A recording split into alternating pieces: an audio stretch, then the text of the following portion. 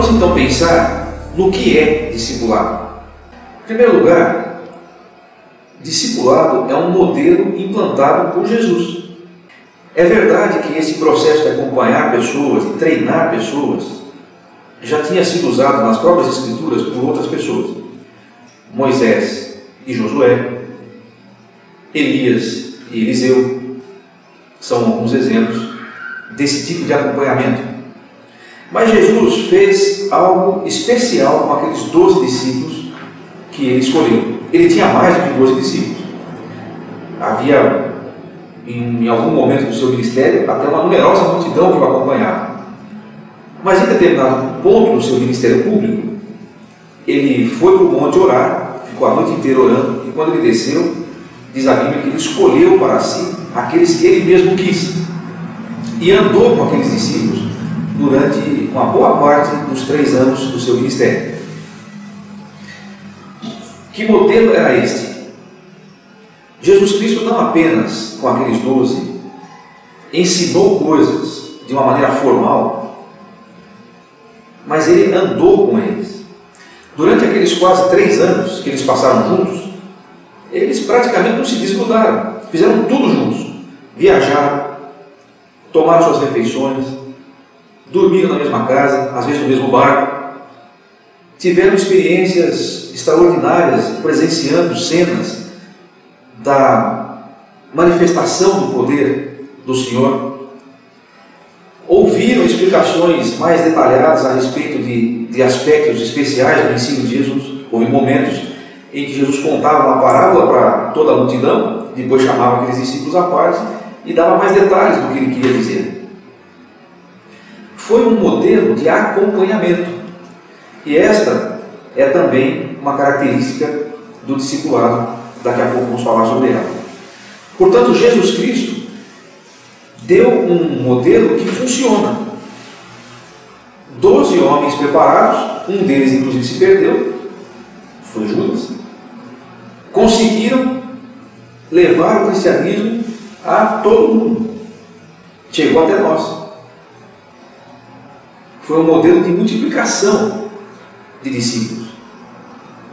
Então, discipulado, não se esqueça disso, é um modelo implantado por Jesus. Não é uma moda do momento. Não é uma onda que surge e que depois pode ir embora. Jesus fez isso com os discípulos e falou para que nós fizéssemos a mesma coisa com os que crescem depois. Em segundo lugar, discipulado é um processo de transformação. Discipulado não é alguma coisa que acontece em algumas semanas para nunca mais. Discipulado faz parte do processo de transformação de Deus na nossa vida. O apóstolo Paulo disse em 2 Coríntios capítulo 3 que nós somos transformados de glória em glória na própria imagem do Senhor, como pelo Senhor o Espírito. E um dos textos mais conhecidos da Bíblia, Romanos capítulo 8, é citado às vezes fora de contexto e perde a sua grandeza para os nossos corações. Sabe aquele texto de Romanos 8 e 28 que diz: sabemos que todas as coisas cooperam para o bem daqueles que amam a Deus, daqueles que são chamados segundo o seu propósito. Essa parte quase todo mundo conhece. Mas qual é o propósito de Deus? Para o qual todas as coisas da nossa vida contribuem. O versículo seguinte vai explicar: aos que de antemão conheceu, também os predestinou para serem conformes à imagem do seu Filho, a fim de que ele seja o primogênito entre muitos irmãos. O propósito de Deus em nos salvar é nos fazer parecidos com Jesus, sermos transformados à imagem do seu Filho. Qual é o processo que ele usa para fazer isso? O discipulado. Portanto, o discipulado é um processo de transformação. Em terceiro lugar, como dissemos sobre o modelo de Jesus, discipulado é acompanhamento de vida. Embora o discipulado inclua estudo da palavra de Deus, a grande palavra para descrever discipulado é acompanhamento, é andar junto com a pessoa, lembrando mesmo o processo acadêmico, o processo didático que usavam os mestres no tempo de Jesus. Houve filósofos que eram chamados de peripatéticos. Por que eles eram chamados assim? Porque eles caminhavam com seus discípulos. O mestre ia à frente, dando suas explicações, e os discípulos os acompanhavam, literalmente. Eles não ficavam sentados numa sala de aula e alguém chegava lá para ensinar para eles.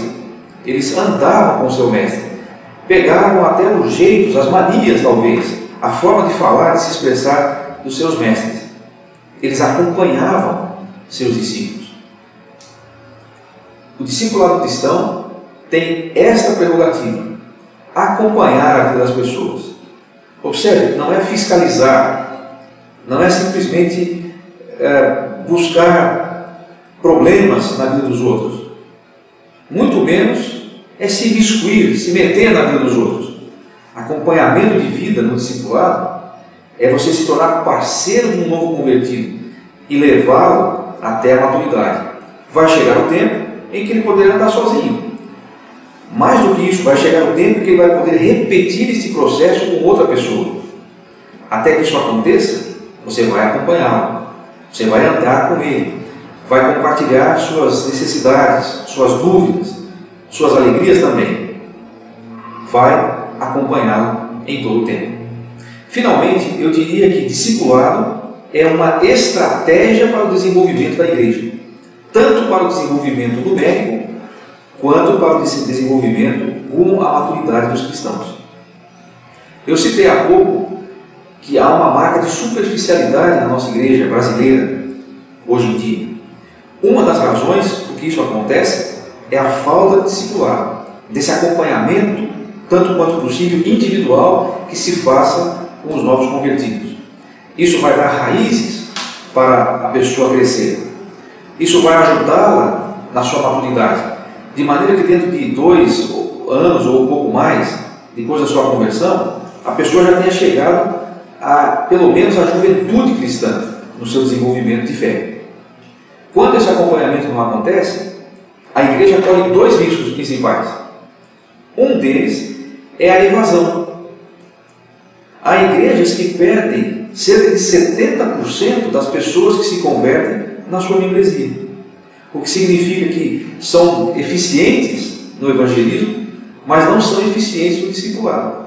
As pessoas conhecem a Cristo, se convertem, começam a se reunir naquela igreja e de repente qualquer coisa as tira de lá. Eu sei que há muitos fatores que podem influenciar nisso, mas um dos principais é a falta de acompanhamento. Igrejas que discipulam conseguem ver membros mais fiéis, mais envolvidos com o ministério e que permanecem mais tempo servindo a igreja onde eles encontraram a Cristo. O segundo é o risco da imaturidade. Pessoas que nunca se desenvolvem, se converteram há 10, 15, 20 anos e permanecem os mesmos bebês infantis, imaturos na sua fé. Numericamente, também igrejas que discipulam têm a tendência a crescer mais, porque um discípulo faz outro discípulo, um discípulo prepara outro evangelista, um discípulo revela o caráter de Cristo na sua vida. E esta é uma fórmula bíblica, centrada, equilibrada, de crescimento da igreja. Portanto, resumindo, discipulado é um modelo implantado por Jesus, discipulado é um processo de transformação, discipulado é um acompanhamento de vida e discipulado é uma estratégia para o desenvolvimento da igreja.